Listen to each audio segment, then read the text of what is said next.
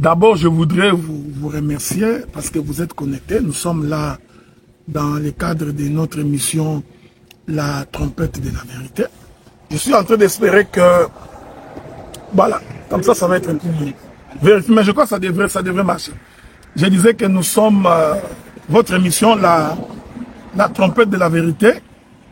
Émission, ça fait longtemps que nous ne l'avions pas faite parce que nous étions pris en train de faire le ministre face au peuple, qui est une émission animée par le bien-aimé Frère Sam.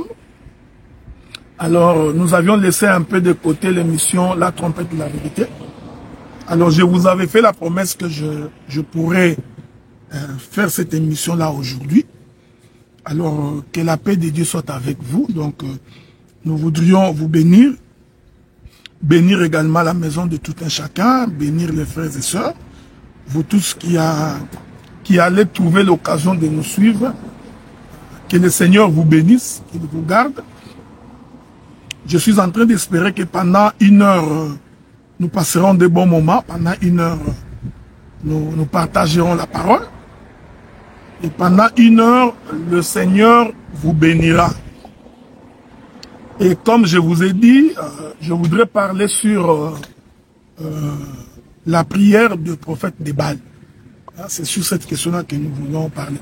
D'abord, je profite de l'occasion pour saluer tous les frères et sœurs. D'abord, les bien-aimés frères et sœurs de l'église d'Ottawa, donc de l'Assemblée des Saints d'Ottawa.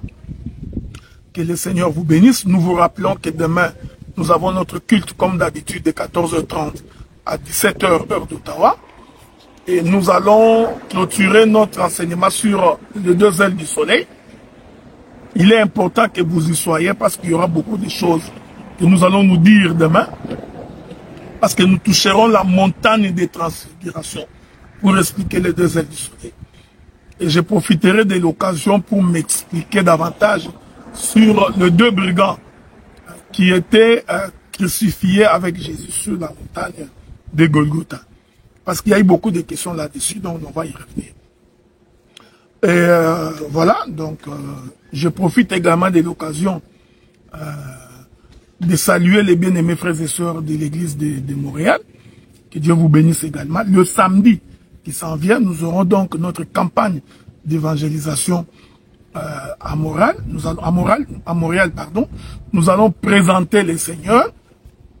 Nous prierons pour des cas. Donc, si vous avez des difficultés, si vous avez des problèmes, si vous cherchez des solutions à vos problèmes, nous vous présenterons donc le samedi prochain à Montréal la personne qui est capable de vous apporter la solution. Je voudrais donc dire le Seigneur Jésus-Christ.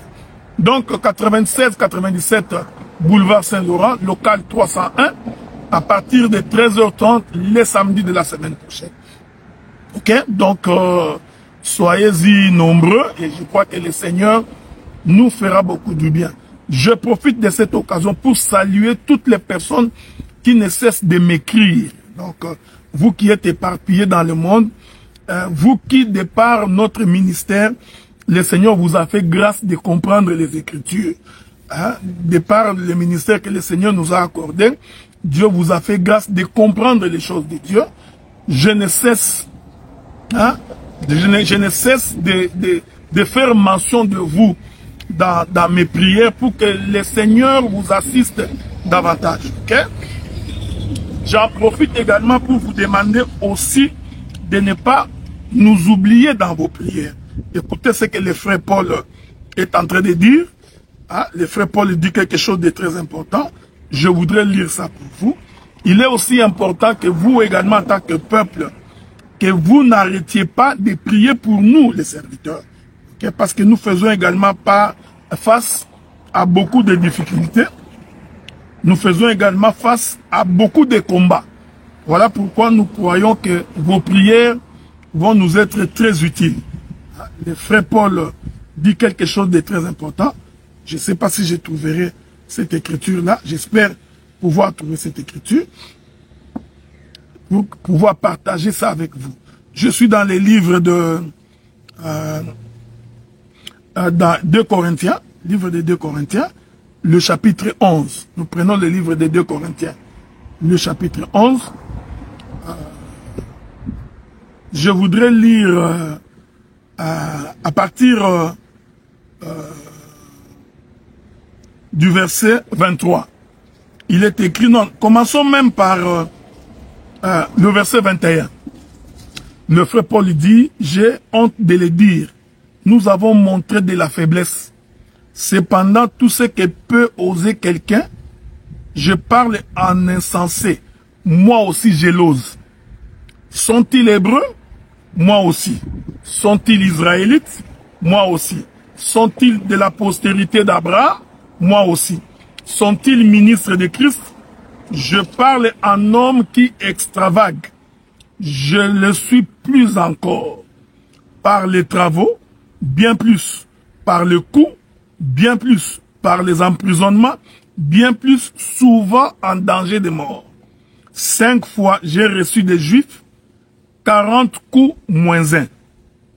3 fois j'ai été battu de verges, 1 fois j'ai été lapidé, 3 fois j'ai fait naufrage, j'ai passé un jour et une nuit dans l'abîme, fréquemment en voyage. J'ai été en péril sur le fleuve, en péril de la part des brigands, en péril de la part de ceux de ma nation, en péril de la part des païens, en péril dans les villes, en péril dans les déserts, en péril sur la mer, en péril parmi les faux frères. J'ai été dans le travail et dans la peine, exposé à de nombreuses veilles, à la faim, à la soif, à des jeûnes multipliés, au froid et à la nudité, sans parler d'autre chose. Je suis assiégé chaque jour par les soucis que me donnent toutes les églises. Pourquoi j'ai pris cette écriture? Pour vous rassurer que dans l'œuvre de Dieu, nous connaissons des combats qui peuvent venir de nos propres frères, de nos propres sœurs. Dans l'œuvre de Dieu, il n'y a pas que du bonheur. Quand tu es ministre de la parole, des fois on subit des humiliations, des fois on subit des insultes, des fois on subit des injures. Voyez-vous? Donc ce n'est pas étonnant que ça arrive dans l'œuvre de Dieu. Voilà pourquoi nous vous demandons de temps en temps de faire mention de nous dans vos prières pour que le Seigneur ne cesse de nous soutenir. La chose sur laquelle nous allons nous atteler, c'est d'abord de faire un effort pour que nous vivions la sainteté de Dieu. Que nous vivions loin du péché, que nous vivions loin de la débauche, de toute forme d'impureté. Nous faisons donc un effort avec le Saint-Esprit pour que nous soyons dignes de porter cet évangile. Loin de la cupidité, loin du vol, loin de l'escroquerie.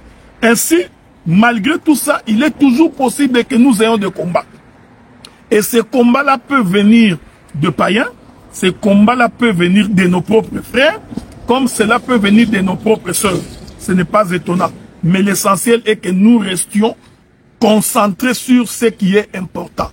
Et ce qui est important pour nous, frères, c'est que comme des pèlerins sur la terre, il ne faudrait pas oublier que Dieu nous a appelés pour que nous nous préparions à l'enlèvement. Le comportement que nous voyons aujourd'hui, les attitudes qui s'affichent aujourd'hui nous prouvent à suffisance que nous sommes plus proches de l'enlèvement que nous l'étions il y a quelques années.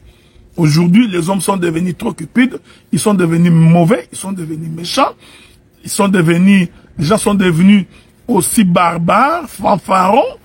Donc la méchanceté a atteint un niveau tel que nous sommes rassurés aujourd'hui que la venue du Seigneur est beaucoup plus proche. Voilà pourquoi que ceux qui se sanctifient puissent se sanctifier davantage et ceux qui veulent se souiller, qu'ils se souillent davantage, ce n'est pas un problème. Mais le Seigneur reviendra pour nous chercher. C'est les fondamentaux de l'évangile. C'est la raison d'exister de l'église. C'est-à-dire, n'oubliez pas, mes bien-aimés frères et sœurs, que le Seigneur viendra pour chercher son église. Et l'Éternel est à la recherche d'une église pure, sanctifiée. Des hommes et des femmes qui craignent Dieu, qui ont la crainte de Dieu à cœur, qui font un effort pour vivre la sanctification du Seigneur. Des hommes et des femmes qui ne sont pas à la recherche de la gloire, qui ne sont pas à la recherche de positionnement, qui ne se prêchent pas eux-mêmes et qui ne cherchent pas leur propre gloire. mais bien au contraire, qui veulent servir Dieu pour une cause noble. Voilà un peu en guise d'introduction. Mais aujourd'hui, j'avais voulu que nous parlions sur la prière des prophètes des Baals. Alors je voudrais vous demander de me suivre avec beaucoup d'attention, parce qu'il est possible que ce soit pour toi ou pour vous la première fois d'entendre ce que tu vas entendre aujourd'hui. C'est possible. Mais il faut toujours croire que le Seigneur est bon et que Dieu ne peut pas abandonner ses enfants. Je voudrais prendre l'écriture. Je voudrais prendre une écriture dans les livres de Souffré. Je suis en train de chercher cette écriture-là.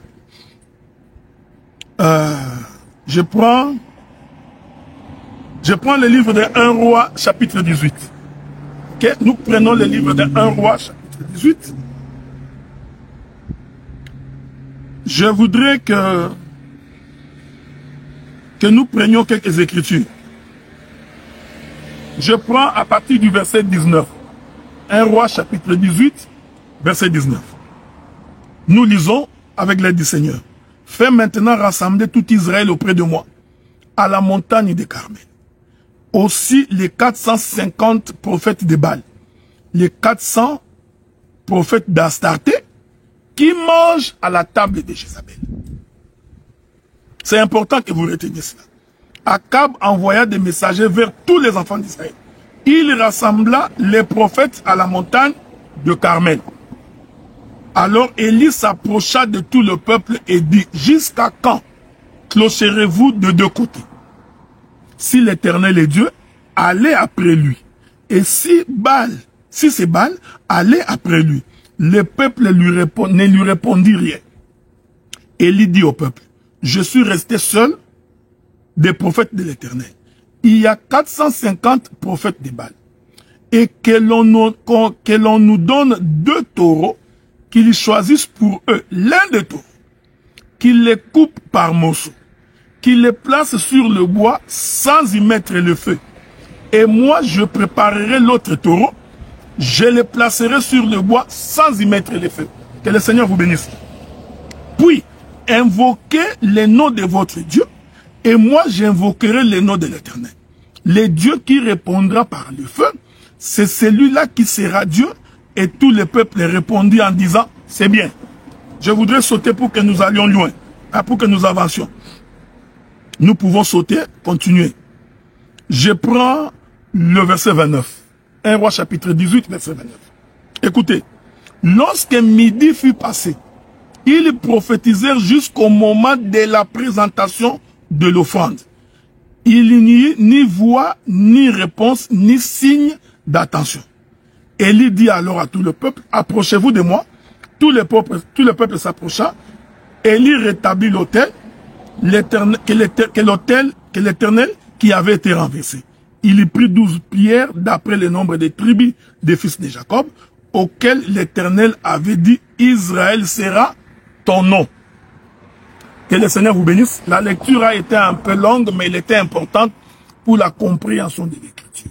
Je voudrais vous faire remarquer que nous sommes ici à un moment où le bien-aimé Élie va donc faire une déclaration en disant, si vous remontez les textes, il dit, sinon à ma parole, il n'y aura ni pluie, ni rosée.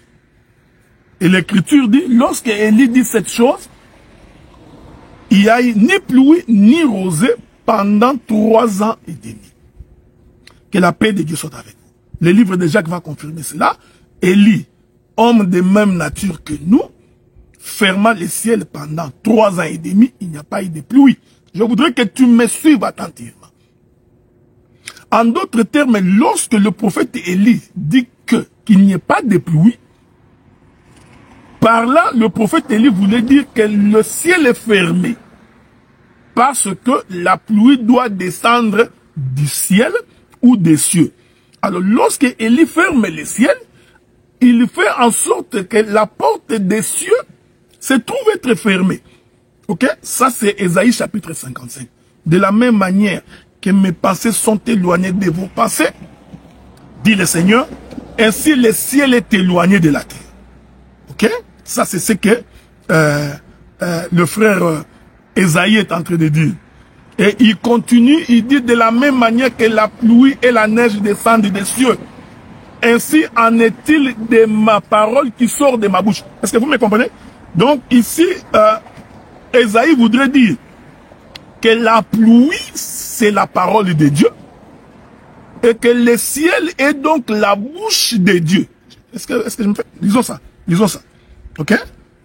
Parce que vous allez comprendre que quand Élie ferme le ciel, en réalité, Élie venait de fermer la bouche de Dieu. Ok? Ce n'est pas moi qui dis. Je prends Esaïe chapitre 55. Très vite. On va courir. Livre d'Esaïe chapitre 55. Ça, ce sont des versets que vous connaissez. C'est un cantique populaire. Donc, on en donne juste l'intelligence. Écoutez.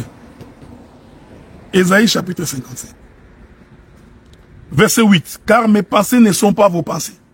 Et vos voix ne sont pas mes voix, dit l'Éternel. Autant les cieux sont élevés au-dessus de la terre. Autant mes voix sont élevées au-dessus de vos voix. Et mes pensées au-dessus de vos pensées. Comme la pluie et la neige descendent des cieux. Et n'y retournent sans avoir fécondé la terre. Et fait germer les plantes, sans avoir donné de la sémence au semeur, du pain à celui qui mange. Ainsi en est-il de ma parole qui sort de ma bouche. Elle ne retourne point sans effet, sans avoir exécuté ma volonté et accompli mes desseins. Cette écriture va donc confirmer que les cieux, c'est la bouche de Dieu. Ok? Et que la pluie, c'est la parole de Dieu. Que Dieu vous bénisse. Maintenant, nous comprenons, lorsque Élie dit, sinon à ma parole, il n'y aura ni pluie, ni rosée, en d'autres termes, Élie venait de fermer les cieux, disons ça dans des termes les plus simples, Élie venait de fermer la bouche de Dieu. C'est-à-dire, Dieu a fermé sa bouche. Cette écriture voudrait dire que Dieu ne parlait pas. Ok? Or, quand Dieu ne parlait pas, le peuple ne peut pas être béni. Écoutez-moi maintenant. Vous voyez? Donc, parce que la bénédiction se trouve dans la bouche de l'Éternel.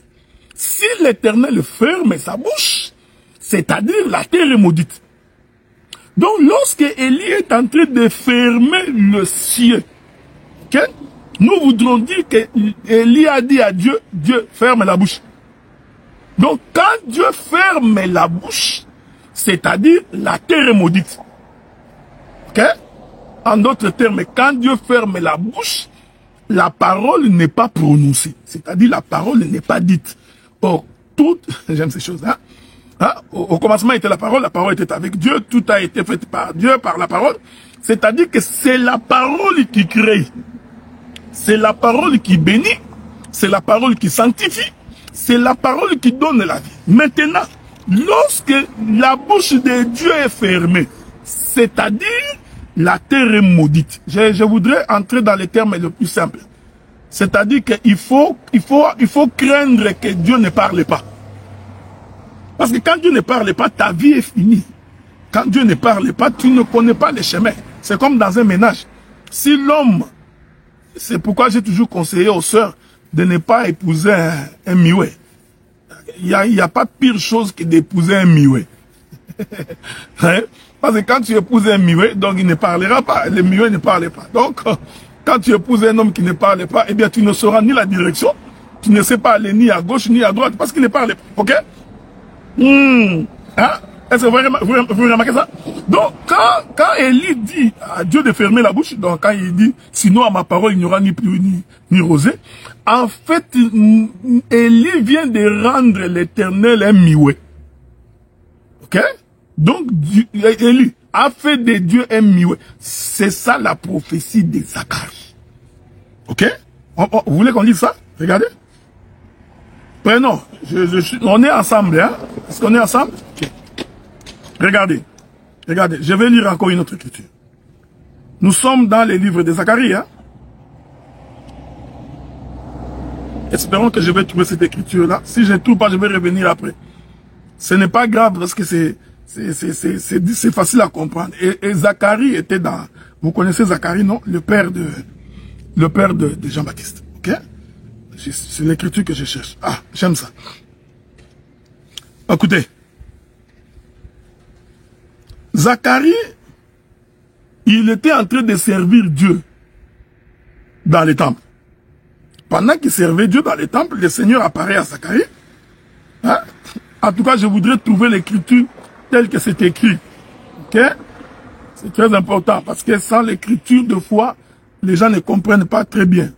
Je crois que ça doit être dans les livres de Souffrez avec moi. Je ne voudrais pas vous laisser comme ça, sans écriture. C'est très important. Ok? Ça va vous permettre de pouvoir avancer pour comprendre les choses de Dieu. Souffrez. C'est pas pourquoi est-ce que mon... Ok? Bon. Prenons les livres de... Souffrez, hein? Mon téléphone est en train de me jouer de sale tour. Bon, on pourra y revenir plus tard. Donc, Zacharie était en train de servir Dieu dans les temples. Pendant que Zacharie est en train de servir Dieu dans les temples, voici ce qui va arriver. Ok, voilà. Je vais trouver ça. Avec l'aide du Seigneur. Ok? Comme vous savez, je n'ai pas l'habitude de bloquer les versets, hein? Qu'est-ce que ça dit? Ça dit que pendant qu'il était en train de servir Dieu dans les temples, l'Éternel a apparu à Zacharie pour dire que sa femme Élisabeth va tomber enceinte et qu'il aura un enfant. Ok? Et puis Zacharie a douté. Alors, en tout cas, il faut vraiment que je trouve cette écriture-là. Souffrez avec moi. Hein? Donc, généralement, les gens me donnent des écritures ici. Si tu trouves l'écriture, tu peux me l'envoyer vite fait. Hein? Ça va nous aider à pouvoir avancer, ok? Attendez. Je suis dans la naissance des gens. Pourquoi je ne trouve pas cette écriture-là? Voilà. Non, je ne l'ai pas ici. Mais on va quand même revenir. Si on trouve Luc chapitre 1er, verset 57. Ma bien-aimée, c'est Wanimbila. Tu vois, même quand tu viens de te marier, tu as toujours l'inspiration, quoi, ok? Que Dieu te bénisse. D'abord, félicitations pour ton mariage. Nous sommes dans Luc chapitre 1er, verset 57. Luc chapitre 1er, verset 57. Voilà. Que Dieu vous bénisse. Je n'ai pas la force de bloquer les versets, mais j'ai encore, voilà. Un peu plus haut. Voilà. On peut me remonter plus haut si vous voulez, hein. Ça va être plus facile. Bon, je suis dans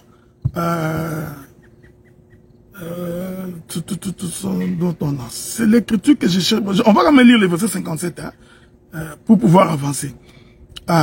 Le temps où Élisabeth devait accoucher arriva, elle enfanta un fils. Ses voisins et ses parents apprirent que le Seigneur avait fait éclater envers elle sa miséricorde. Elle se réjouit avec elle. Le 8e jour, il vint pour circoncire l'enfant. Il l'appelait Zacharie du nom de son père. Mais sa mère prit la parole et dit non, il sera appelé Jean. Ils lui dirent, il n'y a dans ta parenté personne qui soit appelé de ce nom. Ils firent des signes à son père pour savoir comment il voulait qu'on l'appelle. Zacharie demanda des tablettes, il écrivit Jean est son nom. Et tous furent dans l'étonnement. Au même instant, sa bouche s'ouvrit, sa langue se délia, il parlait bénissant Dieu. Que le Seigneur vous bénisse. Donc, est-ce que vous me comprenez? Je rentre d'abord chez Élie. Élie dit, sinon à ma parole, il n'y aura ni pluie, ni rosée. J'ai expliqué que si la pluie ne tombe pas, c'est-à-dire que le ciel est fermé. Selon les livres d'Ésaïe, j'ai démontré que les cieux, c'est la bouche de Dieu. Parce que Dieu dit, de la même manière que la pluie descend des cieux, ainsi en est-il de ma parole qui sort de ma bouche. Donc ici, les cieux représentent la bouche de Dieu. Maintenant, lorsque Élie ferme les ciels pour qu'il n'y ait pas la pluie, on comprend par le langage, c'est-à-dire que Élie venait de fermer la bouche de Dieu. Quand Élie ferme la bouche de Dieu, Dieu devient muet. Ok? Je suis rentré dans l'exhortation pour que tu ne dises pas que la révélation est compliquée. Cela veut dire en d'autres termes, toutes les fois que Dieu ne prononce pas des mots sur ta vie, toutes les fois que Dieu ne dit pas quelque chose sur ta condition, tu es maudit. Pourquoi? Parce que Dieu a fermé sa bouche. En d'autres termes, il n'y a pas la pluie. Voilà pourquoi il est important chaque fois que nous venons devant Dieu, notre prière de supplication, notre prière de lamentation, nous implorons Dieu pour que Dieu parle. Ok? Que Dieu se taise est une très mauvaise chose pour nous, parce que quand il ne parle pas, en d'autres termes, c'est un mioué. Je suis allé toucher Zacharie pour expliquer que Zacharie mioué là, en réalité, c'est le ciel fermé. Vous voyez, remarquez?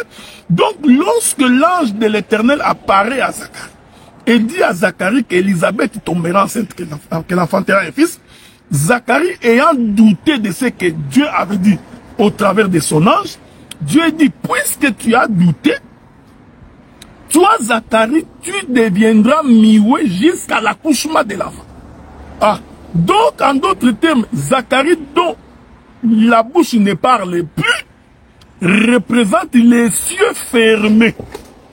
Est-ce que vous comprenez? Donc, ici, je voudrais dire, la mutété de Zacharie représente Dieu dans le temps où sa bouche est fermée. Est-ce que vous comprenez cela? Parce que vous allez remarquer que Zacharie parlera le jour où Jean va naître. Or, quand l'enfant naît et que Élisabeth dit que cet enfant ici s'appellera Jean, on dit à Élisabeth, comment tu vas donner le nom de Jean à cet enfant alors que dans ta famille, il n'y a personne qui a le nom de Jean. Or, le nom Jean veut dire un envoyé. Est-ce que vous remarquez? En d'autres termes, Zacharie parlera le jour où l'envoyé viendra sur la terre. Dieu a tant aimé le monde qu'il a donné, qu'il a envoyé. Donc, le véritable Jean, ce n'est pas Jean-Baptiste. Parce que dans la famille de Zacharie, personne ne s'appelait Jean. Donc, nous comprenons que ces gens-là représentent le Seigneur Jésus-Christ. Mais je rentre d'abord pour expliquer que, donc, quand Élie ferme les cieux, il rend Dieu mioué. Or, quand Dieu est mioué, c'est-à-dire il n'ouvre pas sa bouche, en d'autres termes, la pluie ne tombe pas, et quand la pluie ne tombe pas, qu'est-ce qui arrive? La terre devient désertique. Et Dieu vous bénisse. Donc, est-ce que vous me suivez? Suivez-moi bien. Hein? Donc, quand la pluie ne tombe pas, la terre que vous voyez devient désertique. Je voudrais vous trouver une autre écriture. Souffrez avec moi, ok? Il y a une écriture dans Deutéronome. Laissez-moi vous trouver cette écriture-là pour expliquer la même chose. Qu'est-ce que le Seigneur dit? Souffrez, ok? Deutéronome ou Exode. Mais je crois que le Seigneur m'aidera pour que je trouve cette écriture-là. Voilà. Prenons d'abord Deutéronome chapitre 28. Deutéronome chapitre 28. Je voudrais lire une écriture là-bas. Je vais commencer par le verset 22. Écoutez. L'Éternel te frappera des consomptions, des fièvres, d'inflammations, des douleurs brûlantes, des dessèchements, des jaunisses, des gangrènes, qui te poursuivront jusqu'à ce que tu périsses. Le verset 23. Le ciel sur ta tête sera des reins, et la terre sous toi sera des fers. Est-ce que vous me suivez? Je réponds ça. Le ciel sur ta tête sera des reins, et la terre sous toi sera de fer. Je voudrais ajouter une autre écriture, si le Seigneur le permet. Toujours pour expliquer la même chose. Je suis dans les livres de...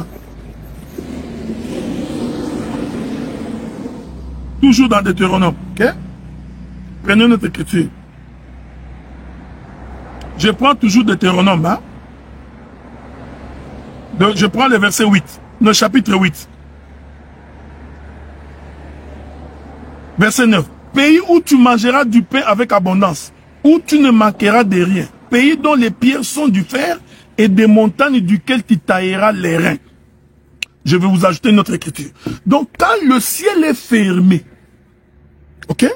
Quand le ciel est fermé, c'est-à-dire la pluie ne peut pas tomber. Oh, quand la pluie ne tombe pas, quelle est la condition? La terre devient donc désertique. C'est ça l'écriture de Genèse chapitre 1er, je crois, où il est écrit « Aucun arbuste des champs n'est germé encore ». Pourquoi? Parce que l'Éternel n'avait pas fait pleuvoir. Donc si la pluie ne tombe pas, la semence ne peut pas être manifestée. C'est-à-dire, la terre devient stérile. Est-ce que vous me suivez? Donc, lorsque Élie ferme les ciels, il rend Dieu mioué. Cette humidité de Dieu fait en sorte que la terre devient stérile. C'est-à-dire, ne peut pas produire une bonne œuvre. Essayons de le dire autrement. Si la pluie ne tombe pas, il n'y a pas de bénédiction. Avez-vous remarqué? Donc c'est la pluie qui donne la bénédiction. Parce que lorsque la pluie tombe, il y a la vie, il y a la photosynthèse, il y a l'agriculture, on peut élever. C'est-à-dire que la pluie conditionne la vie de la terre. Que Dieu vous bénisse. Or la pluie, nous expliquons que c'est la parole. C'est-à-dire que celui qui n'a pas la parole ne peut pas produire la vie de Dieu, ne peut pas manifester la vie. Personne ne peut manifester la prospérité, l'abondance, l'avancement s'il n'y a pas la pluie. Or, la pluie dont je présente ici, ce n'est pas la pluie physique. Ok? Parce que la nature ne fait que nous enseigner. La véritable pluie qui donne la vie, c'est la parole. Mais ici, Élie va dire que les ciels soient fermés. C'est-à-dire que Dieu ferme sa bouche. Oh, quand Dieu ferme la bouche, c'est-à-dire la vie n'est pas communiquée. Que Dieu vous bénisse. Ok? Donc, le 3 ans et demi, pendant lequel la pluie n'est pas tombée, va représenter le temps où Dieu n'a pas parlé. C'est-à-dire, Dieu n'a pas ouvert sa bouche. Que Dieu vous bénisse. Ici, je voudrais dire que en réalité, la bouche de Dieu fermée ou les cieux fermés représente la dispensation d'Israël. Parce qu'au temps d'Israël, Dieu n'a pas parlé. Hein? Je voudrais dire ça autrement. Au temps d'Israël, la pluie n'est jamais tombée. Que Dieu vous bénisse. Ce n'est pas moi qui dis, c'est le livre d'Exode. La Bible dit qu'un jour, les enfants d'Israël vont dire à Moïse, écoutez Moïse, nous sommes fatigués de t'écouter. Nous voudrions que Dieu descende de lui-même et qu'il vienne nous parler. Les enfants disent, Moïse va voir Dieu. Il dit, Dieu, ce peuple ici ne voudrait plus m'écouter. Le peuple voudrait que tu descendes toi-même. Que Dieu vous bénisse. En d'autres termes, le peuple voudrait que Dieu, que les ciels s'ouvrent et que tu descendes. Hein? Souvenez-vous que Élie a fermé les ciels. C'est-à-dire, Élie a fermé la bouche, la porte du ciel, pour que Dieu ne descende pas. Alors, Dieu dit à Moïse, va dire à ces peuples-là de laver leurs vêtements. Le 3e jour, le matin, je descendrai. Maintenant, nous arrivons le 3e jour, au matin. Regardez de quelle manière Dieu annonce sa descente. La Bible est claire, frère. La Bible dit qu'il y a eu des tonnerres, des éclairs et des tremblements de terre. Ok? C'est ce que la Bible dit. Le 3e jour, le matin, le ciel va rugir, nous aurons des tonnerres et des éclairs. Or, vous savez, s'il y a tonnerre, s'il y a des éclairs, si le ciel est en train de rugir, cela veut dire que la pluie va tomber. Hein? Donc, quand Moïse dit à Dieu que le peuple veut que tu descendes et que tu leur parles, dans l'entendement de Dieu, le peuple a réclamé la pluie. Hein? Donc, que Dieu descende, c'est-à-dire que la pluie tombe. Voilà pourquoi, au 3e jour le matin, avant que la pluie ne tombe, nous allons d'abord voir les éclairs, les tonnerres et le ciel en train de rugir. Que Dieu vous bénisse. Que la paix de Dieu soit avec vous. Oh! La nature elle-même nous enseigne. Ça, c'est le livre des Romains. Hein? La nature elle-même ne vous enseigne-t-elle pas? Donc la nature est un enseignant. Or, la nature nous enseigne que lorsque le ciel rugit, lorsqu'il y a les éclairs et les tonnerres, c'est-à-dire que la pluie va tomber. Ok? Donc ce sont les signes qui annoncent la venue de la pluie. Que Dieu vous bénisse. Maintenant, lorsque le ciel a commencé à rugir, Israël, au lieu de patienter et de voir la pluie tomber, qui est la présence de Dieu, Israël va dire, non, non, non, non, non, Moïse va dire à Dieu que nous ne voulons plus qu'il descende. Ah, nous ne voulons plus qu'il vienne. En d'autres termes, que le ciel reste fermé. Ah, vous remarquez ça? Donc, c'est pourquoi ces jours-là, Israël n'a jamais rencontré Dieu. Parce qu'ils ont refusé que la pluie descende. Or, quand ils refusent que la pluie descende, c'est-à-dire que le ciel reste fermé. Dans un autre langage, la bouche de Dieu reste fermée. Ok? C'est pourquoi, frère, quand Dieu n'ouvre pas sa bouche, tu auras des difficultés pour vivre. C'est pourquoi la tsunami dit, baise-moi des baisers de ta bouche. Or, les baisers de la bouche de son bien-aimé, c'est-à-dire, c'est la parole.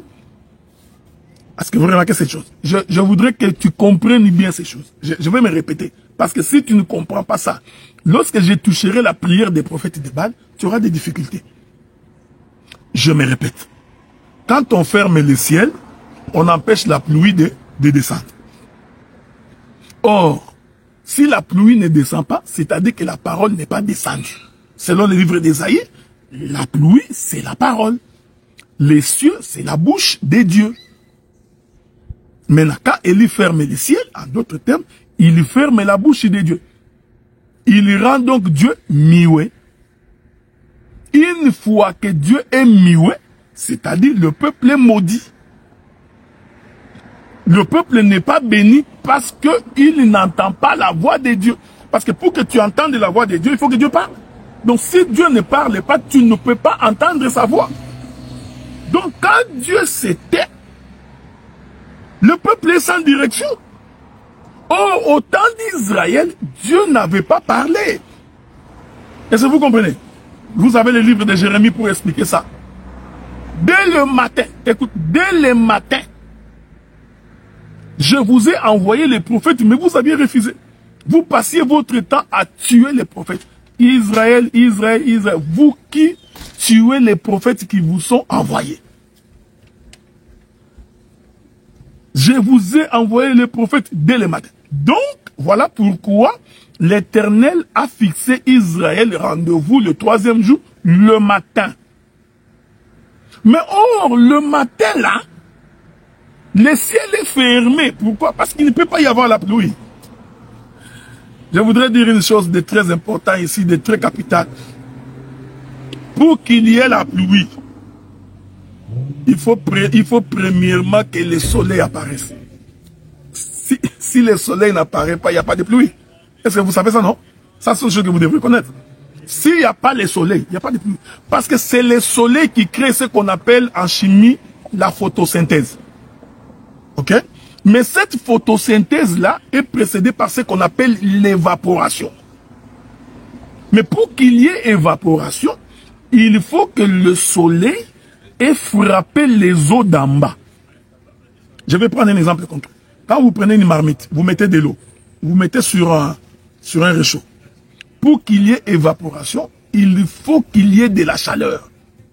C'est cette chaleur-là qui chauffe l'eau, qui permet à ce que l'eau puisse produire ce qu'on appelle l'évaporation. Cela veut dire que s'il n'y a pas le soleil, il ne peut pas non plus avoir l'évaporation. Or, c'est l'évaporation qui vient créer la pluie. Voyez-vous? C'est ce que Dieu avait dit à Job. Écoute, je vais lire ça. Permettez que je puisse lire ça. Hein? Écoutez ce que Dieu dit à Job. Je suis dans le livre de Job, je passe chapitre 38. Écoutez ce que le Seigneur dit. Hein? Job.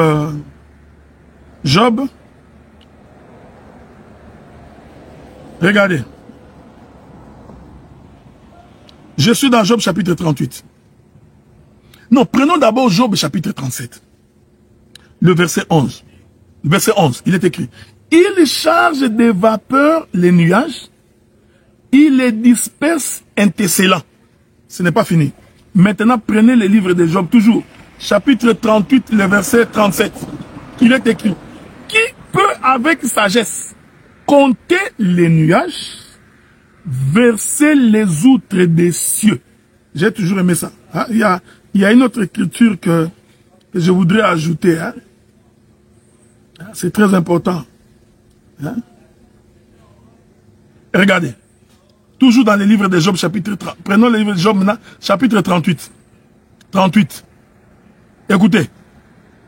Je suis dans le verset 33. Lisons. Connais-tu les lois du ciel? Point d'interrogation. Ça, c'est Dieu qui pose la question à Job. Règles-tu son pouvoir sur la terre? Élèves-tu la voix jusqu'au nuée pour appeler à toi des torrents d'eau? Lances-tu les éclairs? Partent-ils? Te disent-ils, nous voici? Qui a mis la sagesse dans le cœur? Ou qui a donné l'intelligence à l'esprit? Qui peut avec sagesse compter les nuages, verser les outres des cieux? Avez-vous remarqué ça? Donc, l'Écriture confirme que pour qu'il y ait la pluie, il faut premièrement que les nuages viennent au rassemblement. Une fois que les nuages sont venus au rassemblement, Dieu va ordonner maintenant que la pluie tombe. Remarquez. La pluie ne peut pas tomber si premièrement le soleil n'apparaît pas. Parce que c'est le soleil qui crée ce qu'on appelle l'évaporation. Et cette évaporation-là va faire que les eaux se transforment et ils vont répondre au rassemblement. Ici, j'ai beaucoup de choses à dire. Mais une fois que le rassemblement est fait, Dieu maintenant va ordonner que la pluie tombe. C'est pourquoi Jésus avait dit aux disciples, il est avantageux pour vous que moi, je puisse m'en aller. Parce que si je ne veux pas, le Saint-Esprit ne peut pas venir. Jésus disait, il est important que moi, l'eau, que je puisse m'évaporer. Est-ce que vous remarquez? Or, pour qu'il y ait évaporation, il faut d'abord que le soleil frappe les eaux. Et nous disons que ce soleil-là qui frappe les eaux, c'est ça les souffrances de Christ. La Sunamite dit, je suis belle, mais je suis noire, mais je suis belle. Ne prenez pas garde à mon teint noir, c'est le soleil qui m'a brûlé. Or, quand le soleil brûle, l'eau doit se transformer en vapeur. Voyez-vous? Et une fois que l'eau se transforme en vapeur, l'eau va brandir la loi de la pesanteur. Parce que la loi de la pesanteur attire les corps vers le centre de la terre, pour que les corps ne montent pas.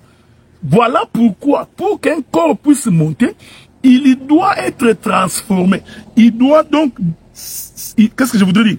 Le corps doit se débarrasser de tout ce qui est terrestre. Vous voyez pourquoi, hein? Quand quelqu'un est tout le temps tiré vers les choses de la terre, c'est parce que dans sa chair, il est rempli de choses terrestres. Il n'aime que la vie du monde. Il est impudique. C'est un voleur, un escroc. Pourquoi? Parce que c'est ce qui remplit sa chair. Ainsi, la terre ne fait que tirer. Voilà pourquoi l'Écriture nous dit, affectionnez-vous aux choses d'en haut. C'est-à-dire, faites en sorte que l'homme spirituel soit plus grand que l'homme charnel. Cela va te permettre de participer à l'enlèvement. Est-ce que vous comprenez ça? Maintenant, nous comprenons que quand l'eau monte, elle doit d'abord subir les coups de la chaleur. Et ces coups de la chaleur-là, c'est ce que nous appelons le soleil qui frappe les eaux. C'est-à-dire, c'est la parole qui transforme quelqu'un. Une fois que c'est fait, la pluie, maintenant Jésus peut monter. Quand il monte là, je suis dans le livre de Matthieu, le jour de l'ascension de Jésus, Jésus n'était pas monté comme l'eau. Il monte comme une vapeur. Ok? Pourquoi? Parce qu'en montant comme une vapeur, il va retomber comme étant la pluie. Cette pluie-là s'appelle le Saint-Esprit. Voilà pourquoi quand le Seigneur est monté, 10 jours après son ascension, que la paix de Dieu soit avec vous, le Saint-Esprit descendra. Donc, maintenant, pour que la pluie ne tombe pas, c'est-à-dire le soleil ne peut pas apparaître. Je l'ai dit en d'autres termes. J'aime ça. C'est-à-dire que le ciel est fermé. Pourquoi? Pour que la terre ne soit pas bénie. C'est pourquoi nous avons la confession qu'Israël n'a jamais été béni. Parce qu'au temps d'Israël, Dieu n'avait pas parlé. La loi de Dieu, le commandement de Dieu, c'était comme une parabole. C'était comme énigme, c'était énigmatique, voulais-je dire. Donc Israël n'a pas compris, il n'a pas saisi Dieu. Pourquoi? Parce que Élie avait fermé le ciel. Maintenant, est-ce que vous me comprenez? Donc, nous expliquons, le ciel fermé, c'est Dieu qui s'était, et Dieu qui s'était va représenter le temps d'Israël, parce qu'au temps d'Israël, Dieu n'a pas parlé. Ok? C'est pourquoi, je crois qu'on ne va pas finir aujourd'hui. Il y a beaucoup de choses à dire. C'est pourquoi vous allez remarquer, après 3 ans et demi, c'est-à-dire pendant les 3 ans et demi, c'est le temps du ministère de Jésus. Hein? Jésus a commencé le ministère à 30 ans. À 33 ans et demi, Jésus a arrêté le ministère.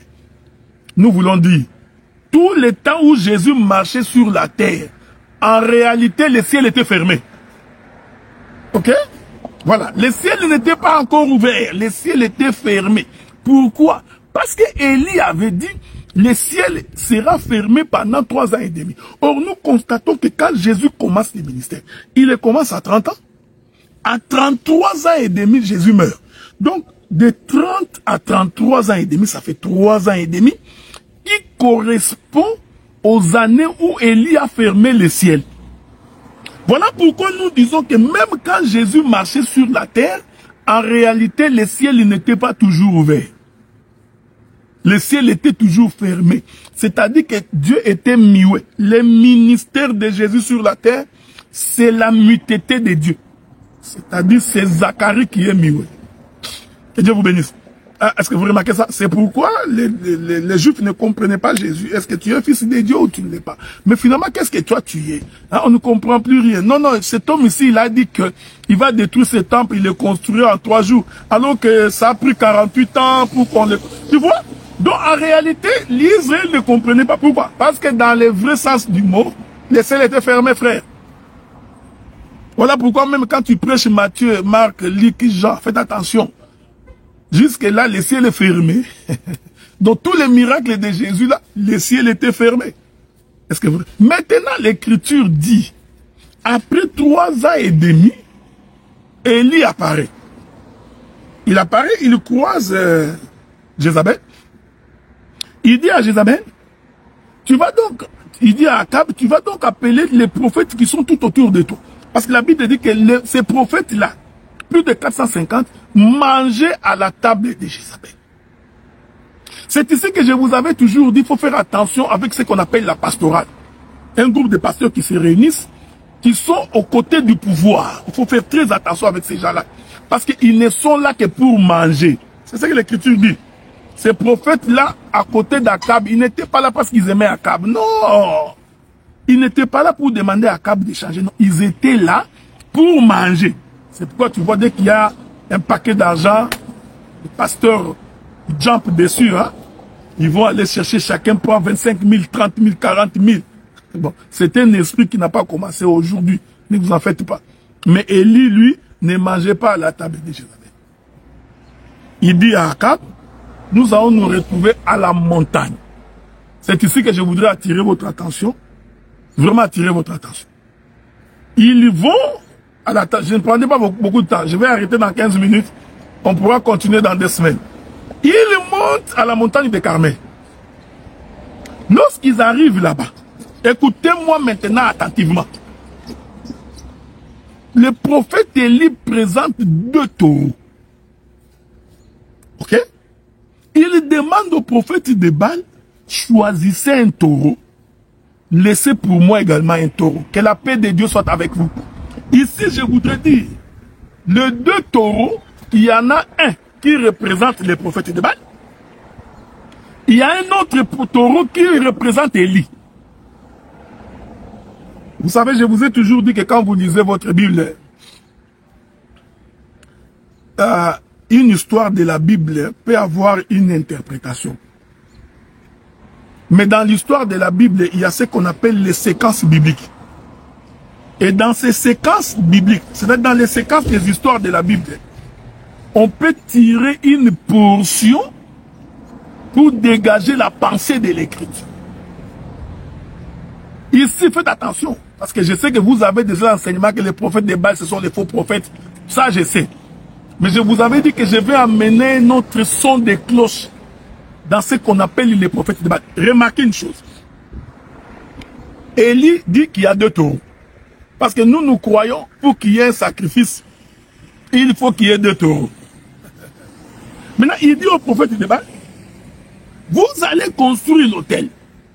Donc ici, nous comprenons que les prophètes de Baal avaient la connaissance que l'on doit construire l'autel pour sacrifier. Ce qui était une loi que Dieu avait donnée aux enfants d'Israël. Lorsque vous voulez sacrifier, vous devez avoir un autel. Ok? Et ici, nous sommes en Israël. Nous ne sommes pas chez les étrangers. Nous sommes en Israël. Le prophète de Baal vont faire l'autel.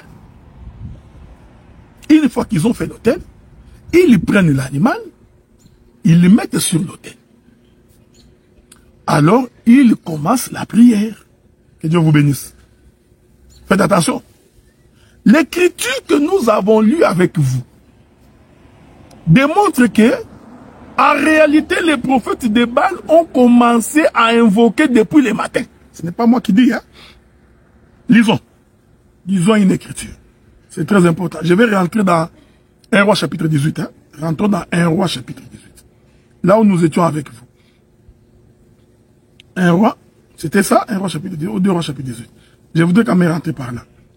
Pour que les choses soient aussi claires pour plusieurs d'entre nous. Ok? Lisons ça. Ce qu'il nous dit. Bon, attendez. Voilà. Écoutez ce que l'Écriture dit. 1 Roi, chapitre 18, verset 26. Nous lisons. Ils prirent le taureau qu'on leur donna. C'est très important. Le taureau ici, ce n'est pas un taureau que les prophètes de Baal ont amené. Il faut bien lire l'Écriture. Ok? Ce sont les 2 taureaux présentés par le prophète Élie. Les prophètes de Dieu. Ils prirent le taureau qu'on leur donna. Ils le préparent. Préparer ici voudrait dire, ils ont coupé l'animal. Ils l'ont égorgé. Ils invoquèrent le nom de Baal depuis le matin jusqu'à midi en disant, Baal répond-nous. Mais il n'y a eu ni voix, ni réponse. Ils sautaient devant l'autel qu'ils avaient fait. J'attire votre attention parce que je vous ai toujours dit que les doctorats se trouvent dans les détails. Or, les prophètes de Baal, ils font l'autel, nous comprenons qu'ils ont sacrifié le matin. C'est important, non? Cela veut dire que le premier taureau représentait le sacrifice du matin. Parce qu'il n'y en avait que 2. Donc, les prophètes de Baal ont donc pris le premier taureau. Or, ce taureau-là, comme il a été sacrifié le matin, ce taureau-là va représenter l'offrande du matin. Que la paix de Dieu soit avec vous. Est-ce que vous comprenez? Or, l'offrande du matin, c'est l'offrande d'Israël.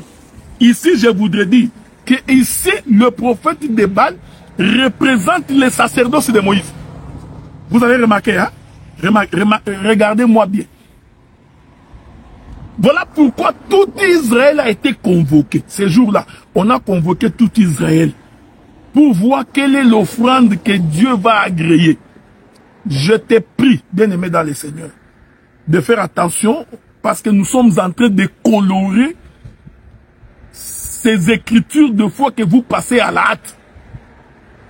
Je ne remets pas en question que les prophètes de Baal ne sont pas des faux prophètes. Non, ce n'est pas de cela que j'ai dit. Il faut faire attention. C'est-à-dire, je prends une séquence. Remarquez que le taureau ici, que les prophètes de Baal ont sacrifié, ils l'ont sacrifié le matin. Parce que l'écriture dit qu'ils l'ont égorgé, ils l'ont mis sur l'autel depuis le matin. J'aime la pression de l'écriture. Jusqu'à midi. Oh, l'offrande du matin représente l'offrande d'Israël.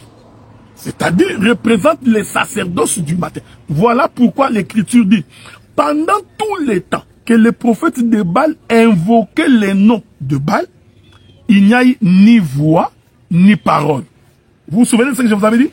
Quand il n'y a ni voix, ni parole, c'est-à-dire que Dieu a fermé sa bouche. Hein? Quand il n'y a ni voix, ni parole, c'est-à-dire que l'Éternel est mioué. Voyez-vous, frère? Donc ici, je voudrais dire, quand le prophète de Baal invoquait Baal, en réalité, ce qu'elle ne comprenait pas, c'était la dispensation du matin. Et comme c'est une dispensation du matin, l'Éternel ne peut pas répondre. Parce que Élie leur avait dit, vous invoquerez. Celui qui répondra par les faits, nous saurons qu'il est Dieu. Vous savez, je voudrais relire cette écriture-là. Hein?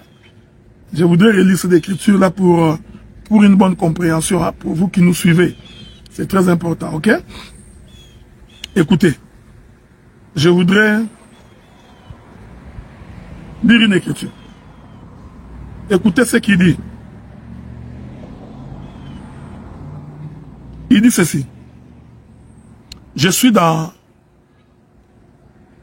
1 Roi, chapitre 18, verset 24. Puis invoquez le nom de votre Dieu, et moi j'invoquerai le nom de l'Éternel.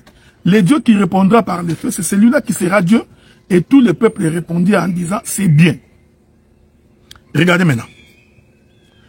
Le verset 27. À midi, Élie se moqua d'eux et dit, criez à haute voix.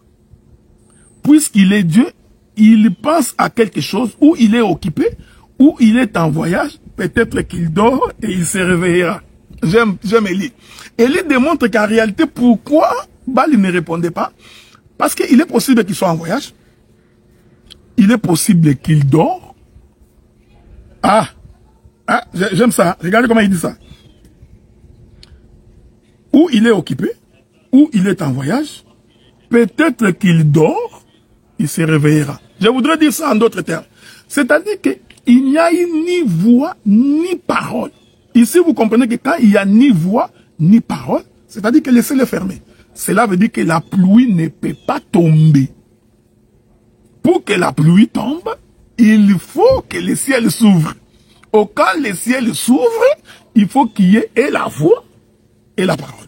Au temps d'Israël, le ciel étant fermé, il n'y avait ni pluie, ni rosée. Dieu était mioué. L'Éternel Dieu ne parlait pas. Je voudrais prendre un autre exemple là-dessus.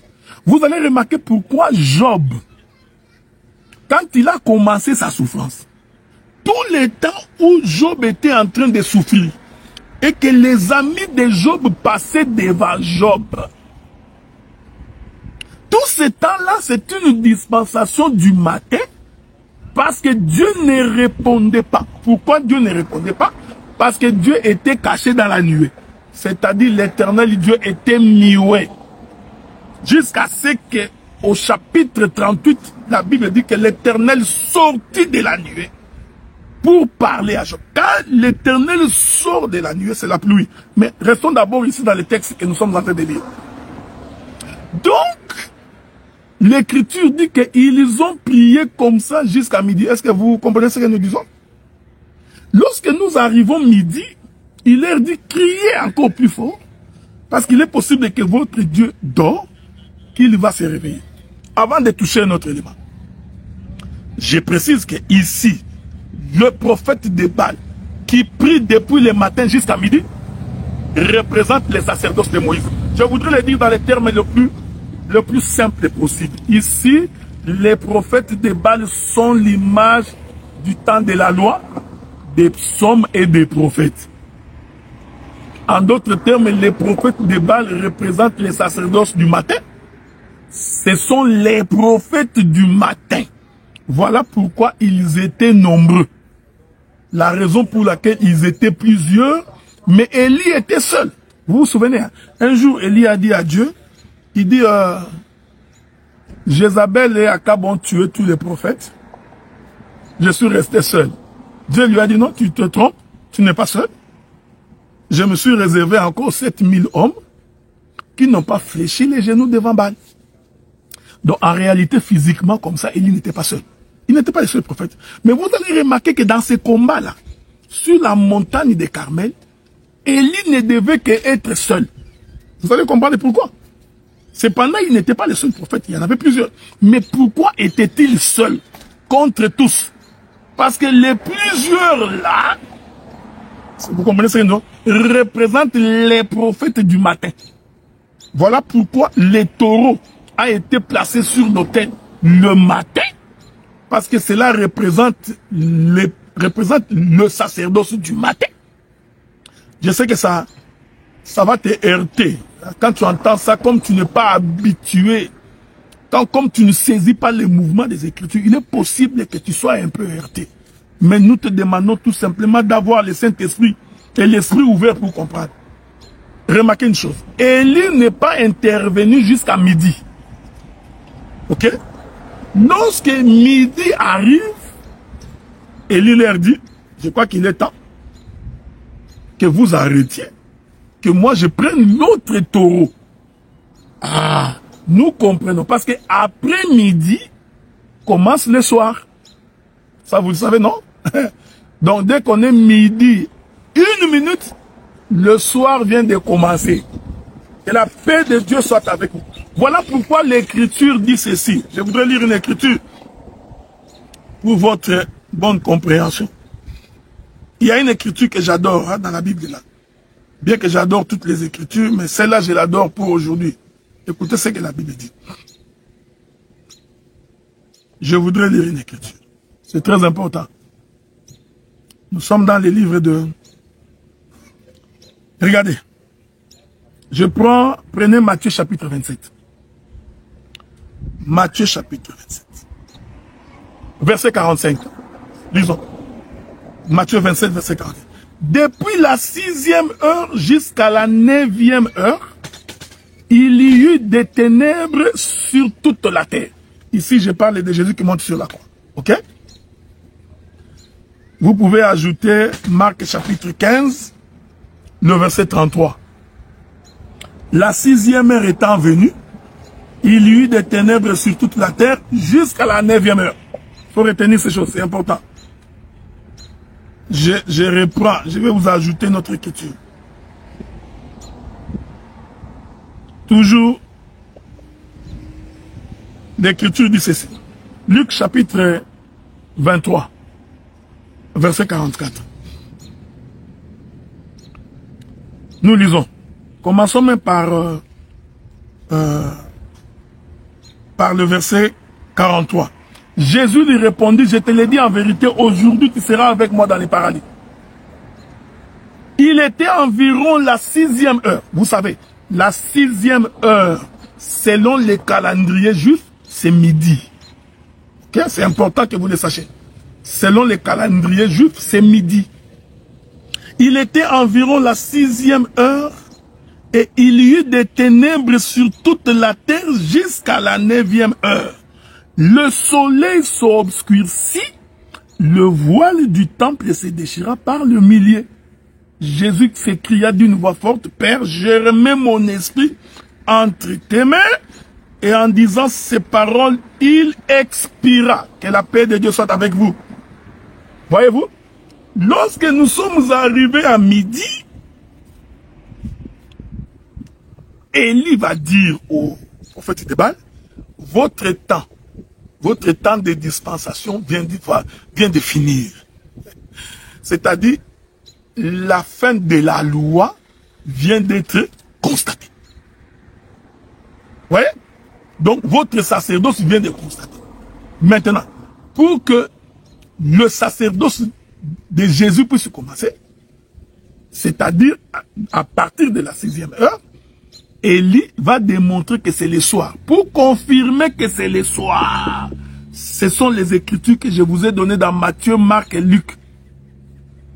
Hein? Je n'ai pas touché Jean, parce que Jean donne une autre définition de la 6e heure.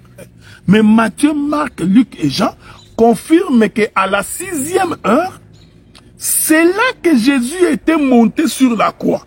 Ah, nous comprenons qu'à partir de midi, selon le calendrier juif, le sacrifice du soir, c'est-à-dire l'autre taureau, c'est-à-dire l'offrande du soir venait de monter sur l'autel. Est-ce que vous remarquez cela? Or, cette offrande du soir qui monte sur l'autel, pour confirmer que c'est le soir, l'Écriture dit que de la 6e heure jusqu'à la 9e heure, le ténèbres se sont abattus sur la terre et le ciel s'est obscurci. Que la paix de Dieu soit avec nous. Donc, nous comprenons que l'offrande du soir qui venait de monter sur la croix, en réalité, c'était le Seigneur Jésus-Christ. Est-ce que vous remarquez? Je vais aller doucement maintenant. Que la paix de Dieu soit avec vous. Hein? Que la main de l'Éternel vous conduise. Et remarquez,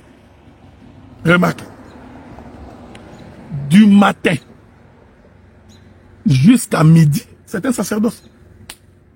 Ici, les prophètes de Baal vont donc représenter le temps de la loi. Et pendant le temps de la loi, j'ai démontré que le ciel reste fermé. Ils n'ont entendu ni son, ni parole. Mais dès qu'Élie a fait monter le deuxième taureau, c'est-à-dire le taureau du soir, dès qu'il monte, je vais démontrer qu'en réalité, ce taureau-là va ouvrir le ciel. Avez-vous remarqué? L'Écriture dit que dès que le taureau est monté, Élie va dire que l'on sache aujourd'hui en Israël que je suis ton serviteur et que l'Éternel est Dieu, que le feu descend du ciel. Faites attention. Le feu est une pluie. Parce que naturellement, ne descend des cieux que la pluie. Vous voyez la vie, hein? La vie est bizarre. Naturellement, le feu ne peut pas descendre du ciel. Toi, tu as déjà vu comme ça le feu descendre du ciel. Hein? Dieu a fait en sorte que il n'y a que la pluie qui tombe des cieux sur la terre. À moins que vous mettiez un satellite là-bas qui a craqué, qui nous tombe sur la tête. Mais, de façon naturelle, la pluie ne peut que tomber du ciel. Ici, je voudrais confirmer que le feu là qui était descendu ces jours-là, en réalité, c'était une pluie. Ah, disons-le autrement. En d'autres termes, la bouche de l'Éternel s'était ouverte. En d'autres termes, Dieu a parlé. Voilà pourquoi nous disons qu'au temps du soir, Dieu ne peut pas fermer sa bouche. Pourquoi? Parce que l'offrande du soir est montée sur l'autel. Et cette offrande-là doit ouvrir la bouche de l'Éternel. Ma bien-aimée sœur Judith qui réclame le pain des raisins. On en parle demain. Est-ce que vous remarquez? Est-ce que vous remarquez? C'est pourquoi l'Écriture dit, dès que l'offrande est montée, je vous dispense de beaucoup d'éléments, il y a beaucoup de choses à dire là-dessus, mais j'essaie de vous dispenser de cela. Lorsque le deuxième taureau, parce que le deuxième taureau va représenter l'offrande du soir, et nous disons que ce taureau-là, c'est le sacerdoce d'aujourd'hui. Je voudrais dire ça en d'autres termes. C'est le temps des apôtres. Okay? C'est ça le soir. Dès que ce taureau monte, j'ai compris maintenant que tout le temps où les prophètes de Baal priaient, la pluie n'était pas tombée. Pourquoi? Parce que la bouche de l'Éternel était fermée. C'est-à-dire les cieux étaient fermés. Or, les cieux restent fermés au temps d'Israël. C'est pourquoi, lorsque Dieu prit Israël de l'Égypte, il les conduisit dans les déserts. Or, qu'est-ce qui caractérise un désert? C'est l'absence de la pluie. Pour que l'on sache que ce lieu est désertique, il suffit seulement qu'il n'y ait pas de végétation. Or, pour qu'il y ait végétation, pour qu'il y ait l'arbuste des champs, pour qu'il germe, il faut que la pluie tombe. S'il n'y a pas la pluie, le lieu est désertique. Donc nous comprenons que la marche d'Israël en désert représente le temps où Dieu a fermé sa bouche. Dieu n'a pas parlé. C'est pourquoi je confirme, sans risque d'être contredit par personne, encore moins par le Saint-Esprit, que ici les prophètes des Baals représentent les prophètes de l'Ancienne Alliance. Qui ont parlé par parabole, qui ont parlé de façon énigmatique. À ce peuple-là, je parlerai en parabole pour qu'en regardant, ils ne comprennent rien, ils ne voient rien, en écoutant, qu'ils ne comprennent absolument rien. Pour ce peuple ici, j'ai fermé ma bouche. Est-ce que vous remarquez cette chose? Maintenant, lorsque le deuxième taureau monte sur l'autel, ce deuxième taureau-là, c'est l'offrande du soir. Dès qu'il monte sur l'autel, c'est-à-dire que la bouche de l'Éternel doit s'ouvrir.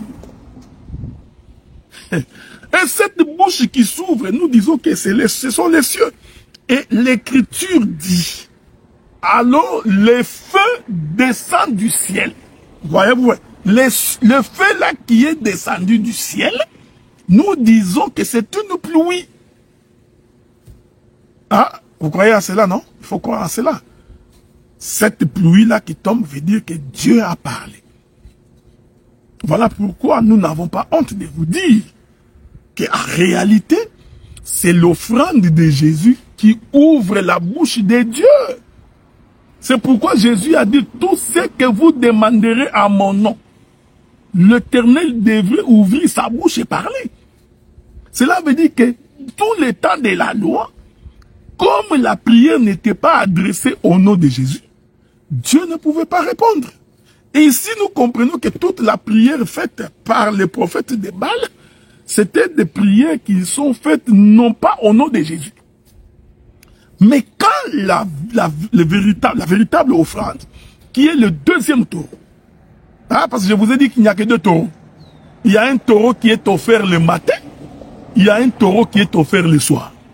Les taureaux offerts le matin représentent les sacerdoces de Moïse. Les taureaux offerts le soir représentent les sacerdoces de Jésus. C'est pourquoi Moïse avait dit aux enfants d'Israël, l'Éternel, votre Dieu, vous suscitera un autre prophète comme moi. Ça veut dire qu'il n'y en a que deux. L'un c'est moi, l'autre c'est lui. Celui qui ne l'écoutera pas sera retranché de son peuple. Nous avons donc un prophète du matin, qui est Moïse, le prophète du soir, qui est le Seigneur Jésus-Christ. Voilà pourquoi nous avons toujours dit à nos frères banamistes, il ne peut pas y avoir un autre prophète du soir.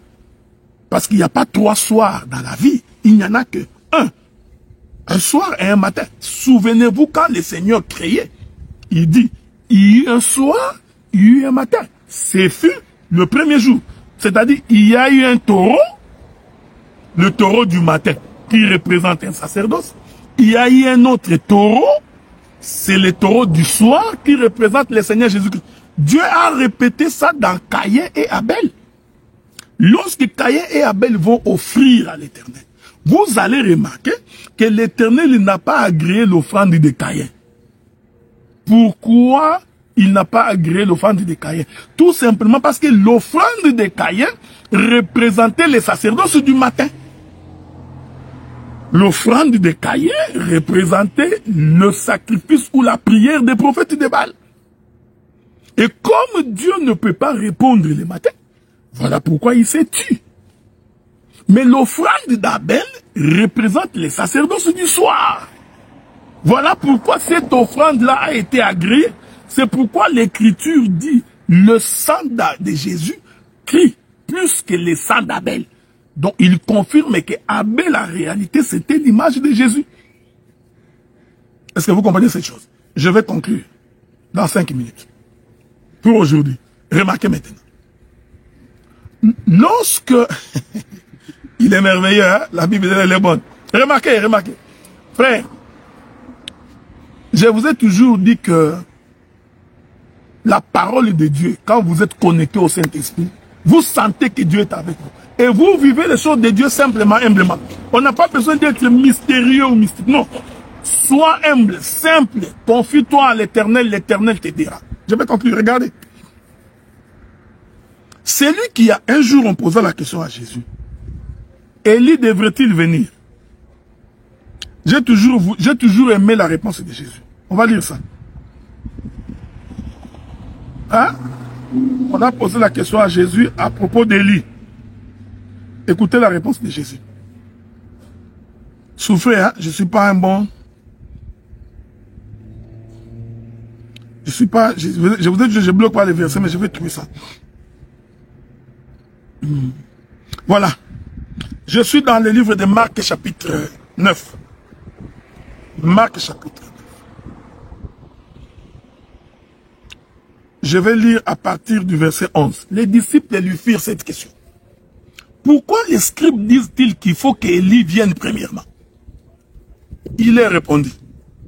Élie viendra premièrement et rétablira toutes choses. Et pourquoi est-il écrit fils de l'homme qui doit souffrir beaucoup et être méprisé? Écoutez le verset 13. Je vous dis qu'Élie est venu, qu'ils l'ont traité comme ils ont voulu, selon qu'il est écrit de lui. Hein? Jésus, je pouvais vous ajouter une autre écriture. Hein? Jésus a démontré que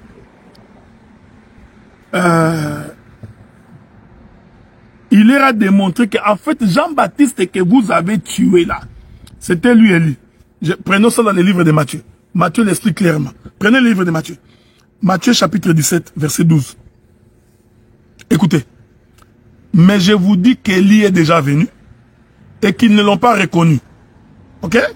Ça c'est Jésus qui parle. Hein? Qu'ils ont traité comme ils ont voulu. De même, le Fils de l'homme souffrira de leur part. Les disciples comprirent alors qu'il leur parlait de Jean-Baptiste. Oh. Donc, ici, l'Écriture confirme que Jean-Baptiste, c'était Élie. Est-ce que vous me suivez? Je rentre chez Élie. Élie dit, sinon à ma parole, il n'y aura ni pluie ni rosée pendant 3 ans et demi. C'est-à-dire que pendant 3 ans et demi, le véritable Élie a fermé les cieux. Pourquoi Jésus est en train de dire que Jean-Baptiste, c'était lui Élie? C'est parce que lorsque Jean-Baptiste commence son ministère, écoutez-moi bien, Jean-Baptiste commence par dire, je suis la voix de celui qui crie dans les déserts. Je vous avais dit non? Si le ciel est fermé, que devient la terre? Elle devient déserte. Donc, ce qui caractérise une terre désertique, c'est l'absence de la pluie. Donc, quand Jean-Baptiste dit, je suis la voix de celui qui crie dans les déserts, Jean-Baptiste voulait dire, je viens de fermer le ciel. Est-ce que vous comprenez? Non, tu n'as pas compris. Je vais répéter ça calmement. Je répète, tout doucement. C'est ici que beaucoup de nos frères du message n'ont jamais compris Jean-Baptiste. Ils n'ont jamais compris Élie. C'est Jésus qui répond. Il dit, Élie est venu, ils ne l'ont pas reconnu, ils l'ont traité comme ils voulaient, de la même manière qu'ils me traiteront. L'Écriture dit que les disciples ont compris que Jésus parlait de Jean-Baptiste. Donc Jean-Baptiste est Élie. Maintenant, je démontre comment Jean-Baptiste est Élie. Le Élie là que nous avions lu dans 1 Roi chapitre 18, il dit, sinon à ma parole, il n'y aura ni pluie ni rosée. C'est-à-dire, Élie de 1 Roi 18, il est caractérisé par le fait que c'est un fermeur du ciel. Lui, il ferme la bouche de Dieu. Il s'arrange pour fermer la bouche de Dieu. Maintenant, quand Jean-Baptiste vient, je vous invite pourquoi est-ce que, vous savez que Jésus et Jean-Baptiste, ils ont une différence de 6 mois. Parce que la Bible dit que lorsque Élisabeth est arrivée enceinte à son 6e mois, l'ange va apparaître à Marie pour dire à Marie, toi aussi tu tomberas enceinte. Donc, Jean-Baptiste et Jésus ont une différence de 6 mois, qui est l'âge de l'homme. Hein? L'homme a été créé le 6e jour. Mais je vais vous éviter ça. Est-ce que vous comprenez? Maintenant, remarquez. Quand Jean-Baptiste vient, Jean-Baptiste n'est pas fou. Nous ne savons pas d'où il est sorti. En tout cas, nous venons tout d'un coup, nous constatons que Jean-Baptiste vient au Jourdain pour baptiser. Or, le Jourdain, c'est un lac. Lac, rivière ou fleuve, je ne sais pas pourquoi. Fleuve du Jourdain, je ne sais pas. Mais il était dans l'eau. Jean-Baptiste était dans l'eau. Les pieds de Jean-Baptiste étaient dans l'eau. C'est-à-dire la contrée où se trouvait Jean-Baptiste. Physiquement, il y avait de l'eau. Mais lui, Jean-Baptiste, quand il parle, il dit, je suis la voix de celui qui crie dans les déserts. Donc Jean-Baptiste leur dit, en réalité, je ne suis pas dans l'eau. Je suis dans les déserts. Parce que si, vous savez, s'il y avait un climatologue là-bas ou un géographe, il allait dire que Jean-Baptiste, c'est sûr que, à force de manger des sauterelles et de prendre du miel, habillé en peau de chameau, c'est sûr que sa tête est un peu dérangée. Il est en pleine eau. Hein, et vous savez que toute la culture juive, c'est tout autour des eaux, des courants d'eau. Mais lui, c'est Jean-Baptiste, là, il dit, je suis la voix de celui qui crie dans les déserts. Or, je vous ai fait comprendre, lorsqu'on parle du désert, on parle de l'absence de la pluie. Donc, Jean-Baptiste, lorsqu'il dit que je suis la voix de celui qui crie dans les déserts, Jean-Baptiste voulait dire, le ciel est fermé. En d'autres termes, sinon à ma parole, il n'y aura ni pluie ni rosée. Donc Jean-Baptiste venait de fermer les cieux. Voilà pourquoi, dès que Jésus est entré dans l'eau qu'il est sorti, il a fait son ministère pendant 3 ans et demi. Aucun juif n'avait cru. Pourquoi? Parce que la pluie ne tombait pas. donc, voyez, donc Jean-Baptiste, il leur avait dit, en fait, vous n'allez pas comprendre. Dieu ne parlerait pas. Je vais dire ça en d'autres termes. Jean-Baptiste a rendu Dieu mioué. Il a fait des dieux Zacharie. Voyez-vous? Donc pendant 3 ans et demi, qui correspond aux 3 ans et demi pendant lesquels le ciel était fermé au temps d'Élie. C'est pendant ces 3 ans et demi que Jésus a fait son ministère. Aucun, je dis bien Israël n'a pas cru. Je t'informe d'ailleurs que les Pierre, les Jacques, les Jean, tous ces mondes-là représentaient en réalité l'Église. Avez-vous remarqué? Pour confirmer qu'il est Élie. Deuxième élément. Le premier Élie de 1 roi chapitre 18 que nous avons lu. Il est celui qui a présenté le véritable taureau, lequel taureau ouvre le ciel pour que le feu descende. Hein? Voyez? Voilà pourquoi lorsque Jean-Baptiste est en train de voir Jésus en train de venir, il dit, voici l'agneau de Dieu qui ôte le péché du monde. Non, non, soyez pas étonnés. Il leur disait, voici le taureau. Ok? L'agneau est un taureau. Maintenant, il est présent, j'adore ces choses, j'aime ça.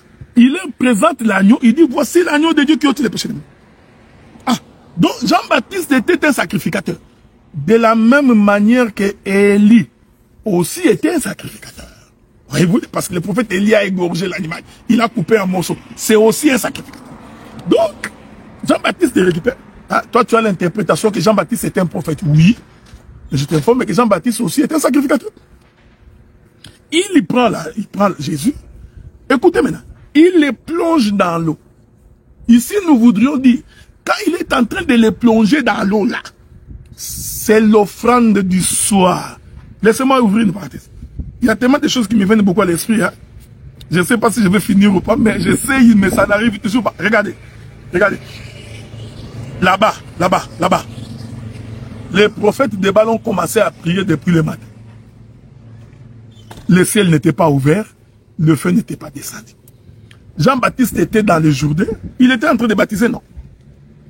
Parce que je t'informe que Jean-Baptiste a baptisé. Ce n'est pas moi qui dis, c'est l'écriture qui dit, on pose la question à quelqu'un. De quel baptême avez-vous été baptisé? Il dit, je n'ai été baptisé que des baptêmes de Jean. Donc, je comprends que Jean avait baptisé. Ok? Est-ce que vous me suivez? C'est-à-dire, avant que Jésus ne vienne se faire baptiser, il y a eu certaines personnes qui étaient aussi baptisées. Maintenant, ces personnes-là qui étaient baptisées avant Jésus représentent la prière des prophètes de Baal. Parce que malgré leur baptême, le ciel n'était pas ouvert. Hein? Oh, j'aime ces choses. Donc, malgré leur baptême là, jusqu'à ce que, quand Jésus passe, hein, Jean-Baptiste dit, voici l'agneau de Dieu qui ôte les péchés du monde. Il reprend cet homme. J'ai dit que c'est un taureau. Il le prend. Dès qu'il les baptise, le ciel s'ouvre. Avez-vous remarqué ça? Donc, avant Jésus, quand Jean-Baptiste est baptisé, le ciel n'était pas ouvert. Nous disons que cette partie d'avant là, c'est le taureau du matin. C'est la prière des prophètes de Baal. Et le ciel il ne s'ouvre pas. Voilà pourquoi nous vous présentons le véritable taureau, frère. Quand on est ministre de la parole, nous montons du haut de la chair pour ne parler que de Jésus. Nous ne prêchons pas autre chose. Nous ne prêchons pas nos vies. Nous ne venons pas raconter la vie du frère Sam. Il est derrière moi. Vous voyez le frère Sam, non? En Borsalino, là, c'est lui. Avec les frères Claver. D'ailleurs, quand vous regardez les frères Claver comme ça, toute l'Europe est contente. Hein? Parce que c'est pas un petit monsieur. Mais regardez. Donc, pendant que nous prêchons ici, ce n'est pas les frères Sam et les frères Claver que je vous prêche. Non. Je ne peux pas monter du haut de la chair pour commencer à parler de la vie des frères, de la vie des sœurs. Non, non, non. Encore moins de ma propre vie. Voilà pourquoi j'ai toujours été contre toutes les prédications qui font la promotion des ministres. J'ai contesté ça sur toute la ligne. C'est vraiment ça. Donc, nous ne vous présentons que cet agneau qui fait que Dieu arrête d'être mioué. C'est-à-dire, c'est cette offrande qui ouvre la bouche. Hein? Ça me rappelle l'histoire du corbeau et du renard. Ouais. Donc, quand les renards parlent tellement bien que le corbeau ouvre la bouche et le fromage tombe. Vous remarquez cette chose. Donc, nous sommes en train de vous présenter l'homme qui vous convient. L'homme qui vous convient le mieux. Vous connaissez le Seigneur Jésus-Christ. Remarquez cette chose. Regardez. Donc, tout le temps où Jean-Baptiste est baptisé, nous disons que c'est le temps des prophètes de Baal.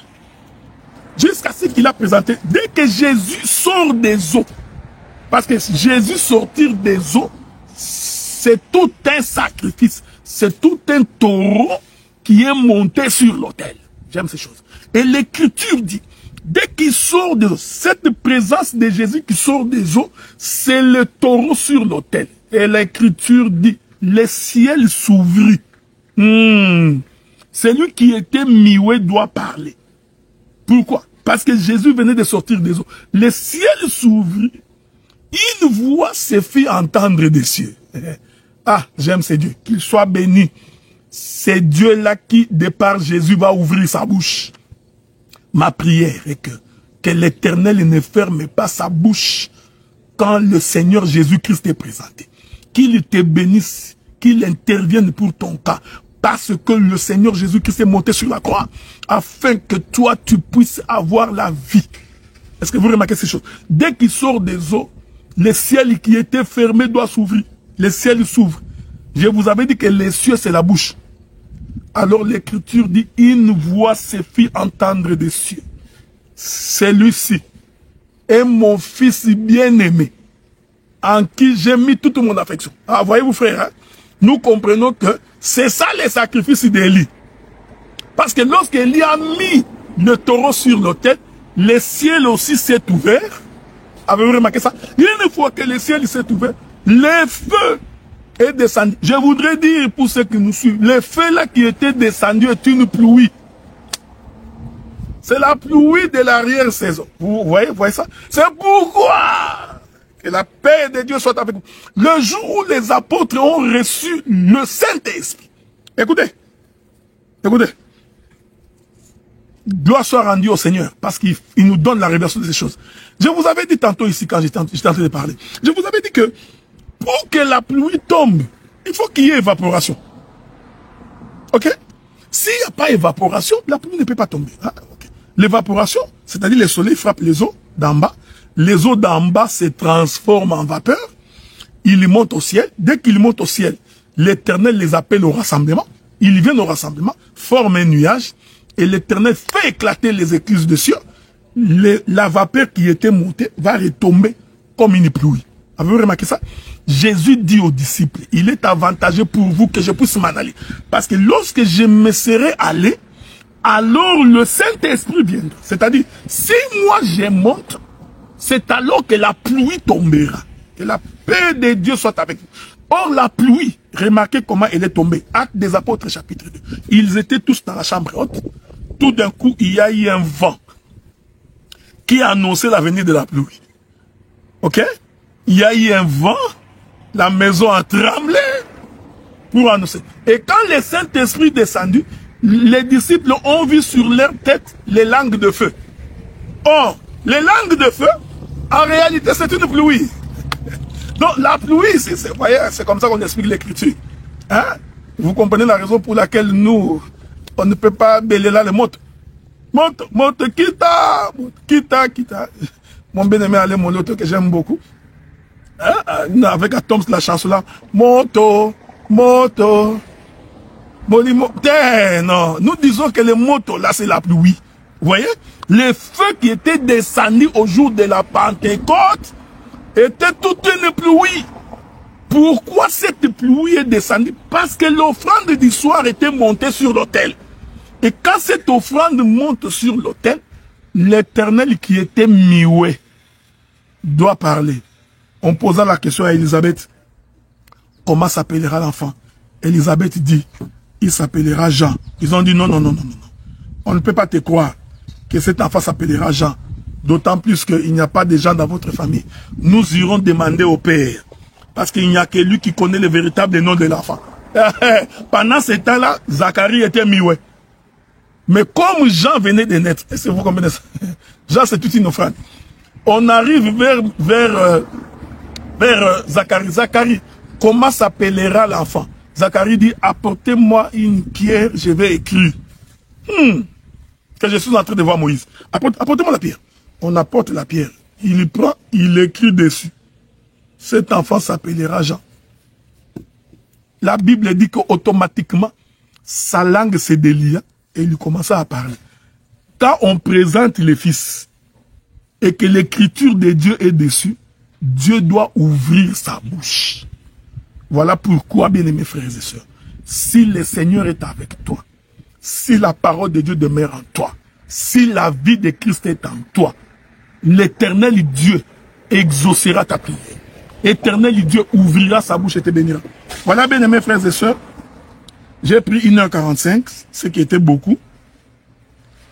Nous avons donc fini pour aujourd'hui. Nous espérons que le samedi prochain, nous avons notre émission les ministres face au peuple. Je voudrais appeler le frère Sam. Frère Sam, qu'est-ce qui va se passer? Tu peux t'avancer, non? Viens nous dire qu'est-ce que nous avons comme émission le samedi de la semaine prochaine, les ministres face au peuple. On est avec le frère Sam, donc, mais tu peux t'asseoir, voilà. Bon, c'est le frère Sam, l'homme en Borsalino. Alors, bonjour à tous. Le samedi prochain, nous serons à Montréal pour la campagne d'évangélisation. Oh, ça va être difficile, hein? Oui. Et alors, donc, en fait, le programme va vous être confirmé au courant de la semaine. Parce que tout dépendra, en fait, si on aura le temps ou pas de faire l'émission. Mais jusqu'au dernier instant, nous ne pouvons pas encore vous confirmer. Parce que il se peut que tout dépend des besoins qu'il y aura. Nous serons vraiment concentrés sur la campagne d'évangélisation.